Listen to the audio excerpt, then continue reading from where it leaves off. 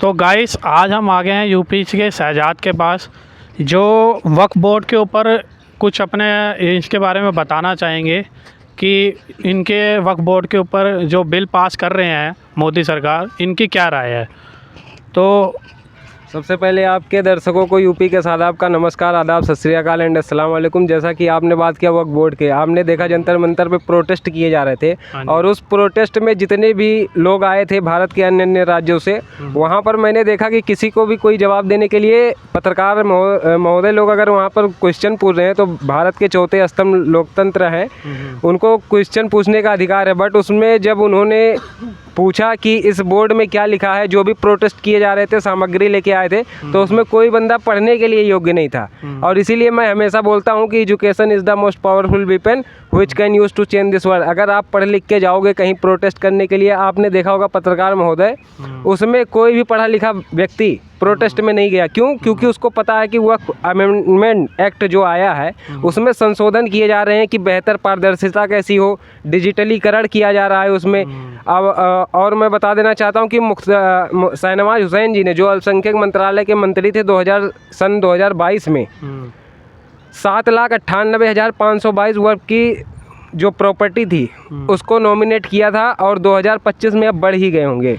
तो इसमें जहाँ तक मानना है कि जो बैठे हुए हैं इसमें लोग, उनको केवल फ़ायदा मिल रहा है, हर गरीब तबके को नहीं मिल रहा है। तो इस वजह से मोदी जी की सरकार जो है, उन्होंने प्रण लिया कि कैसे इसमें बेहतर संशोधन किए जाएं। इसी सब कामों को लेकर उन्होंने जो संशोधन विधेयक अधिनियम लाया है वो बिल्कुल संसद भवन में पास होकर रहेगा। मैं वहाँ पे गया था जंतर मंतर में, वहाँ पे कई जो लड़कियाँ भी आई हुई थी, मतलब बड़े बड़े आंदोलनकारी आए थे वहाँ पे जी। उन्होंने वो इसके खिलाफ है, उनका रीज़न उनका क्या रीज़न है, वो इसके खिलाफ क्यों जा रही है? देखिए, उसके खिलाफ इसलिए जा रहे हैं क्योंकि उन्हें कुछ भी पता नहीं है, जानकारी नहीं है। अगर जानकारी रहेगा तो आप कोई भी प्रोटेस्ट करने जाओगे तो सबसे पहले आपको जानकारी होना ज़रूरी है। अगर मैं किसी पे शॉप पे जाऊंगा कि मेरे को वहाँ पर क्या सामान खरीदना है, तो मैं अपना उस सामग्री का नाम लिख के जाऊंगा, लेकिन इन लोगों को कुछ पता ही नहीं था। अब इसीलिए मैं बोलता हूँ बार बार कि जब अल्पसंख्यक समुदाय के लोगों को पढ़ा लिखा दिया जाता, शिक्षित कर दिया जाता, तो ये पत्थरबाजी कौन करता, ठड़कबाजी कौन करता, ये ऐसे अनाप शनाप तरीके के प्रोटेस्ट किए जा रहे हैं। और ये तो प्रोपोगंडा था।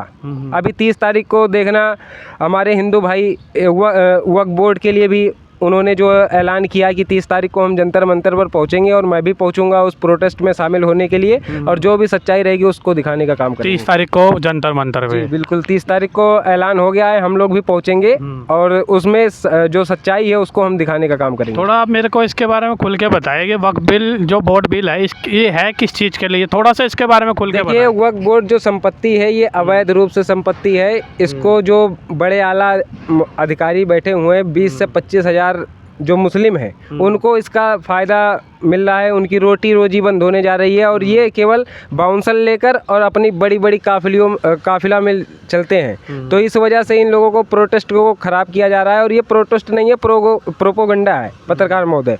और मैं बता देना चाहता हूँ कि संघर्षों के साए में इतिहास हमारा पलता है, संघर्षों के साए में इतिहास हमारा पलता है। जिस ओर जमानी चलती है उस ओर जमाना चलता है। तो देखिए, अगर पढ़े लिखे रहोगे, शिक्षित रहोगे, जानकारी रहेगी, तभी आप प्रोटेस्ट कर सकते हो। ये लोग गए थे, खुद हमारे मुस्लिम समुदाय के जो पढ़ा लिखा व्यक्ति है, उन लोगों की बेइज्जती करवा के आ गए।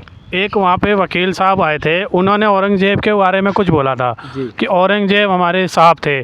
तो कुछ हमारे जो दर्शक थे उन्होंने कमेंट करी औरंगजेब सही में साहब थे, लेकिन कई हिंदू कह रहे हैं कि औरंगजेब साहब नहीं थे। उसके बारे में आपका क्या कहना है? औरंगजेब साहब हो ही नहीं सकते, क्योंकि उन्होंने हमारे देश में शासन किया है और शासन को साहब बोलना अच्छी शोभा नहीं देती। मैंने देखा अभी महाराष्ट्र में औरंगजेब की कब्र को लेकर वहाँ पर दंगे फसाद हो गए।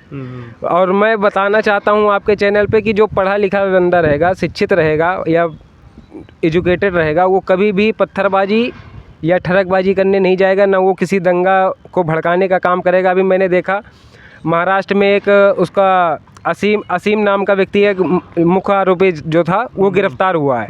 तो ऐसे कहीं ना कहीं ये प्रोटेस्ट किए जाते हैं, इनको फंडिंग मिलती है, इस वजह से ये लोग ऐसा काम करते हैं, देश में माहौल बिगाड़ने का, सांप्रदायिक हिंसा फैलाने का काम करते हैं। तो ये जो वक्फ बोर्ड की संपत्ति है, जो इस संपत्ति को जो सरकार अब कह रही है सरकार अपने अंडर में ले लेगी ये, और इसमें मतलब मुस्लिमों को, जो मुस्लिम समुदाय के बंदे, उनको इसमें क्या प्रॉफिट होगा? देखिए, प्रॉफिट ये होगा कि जो भी हमारे गरीब समुदाय के लोग हैं, चाहे वो मुस्लिम में अल्पसंख्यक समुदाय के लोग हैं, अगर ये वक्फ बोर्ड की प्रॉपर्टी भारत में तीसरे नंबर पे आती है और अगर इसमें हमारी जो मुस्लिम महिलाएं बहनें हैं उनकी शादी नहीं हो रही है, अगर वो डेवलपमेंट जो भी पैसा है उसका हर एक ज़िले में बारात घर या स्कूल या कुछ भी आप बनवा दीजिए तो उससे हमारे मुस्लिम समुदाय के लोगों को फ़ायदा मिलेगा। लेकिन ये करना नहीं चाहते, क्योंकि अगर ये करना चालू कर देंगे तो इनकी जो रोजी रोटी चल रही है वो बंद हो जाएगी। इस वजह से ये प्रोटेस्ट कर रहे हैं और जो संशोधन हो रहा है ये सेंट्रल गवर्नमेंट के अंडर में आ जाएगा तो उन्हीं लोगों का दाल नहीं गलेगा।